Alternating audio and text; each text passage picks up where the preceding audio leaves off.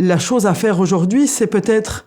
s'épuiser un tout petit peu moins à aller chercher les oreilles en haut. Il faut continuer à le faire, il faut continuer à dire, mais je pense qu'il faut absolument pas s'essouffler, parce que ça nous prend beaucoup de temps, et en fait, plus on prend du temps pour convaincre en haut et pour rassurer en haut, moins on est disponible pour en bas. Et aujourd'hui, il y a un vrai déséquilibre que connaît le social et que connaît pas encore le climat, et c'est pour ça qu'il faut vraiment s'allier sur les territoires.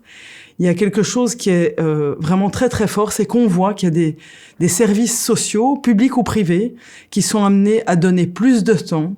aux administrations qu'aux gens de terrain, parce qu'il faut justifier, parce qu'il faut répondre à des appels à projets, parce qu'il faut encoder, parce qu'il faut rassurer, parce qu'il faut justifier ce qu'on fait avec l'argent qu'on nous donne.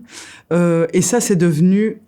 de plus en plus impossible, ou en tout cas ça fait perdre le sens aux travailleurs et ça fait surtout perdre de l'énergie sur les territoires. Et donc la première chose, c'est comme je dis, c'est de récupérer du temps, et pour ça on a décidé d'essayer de réfléchir ensemble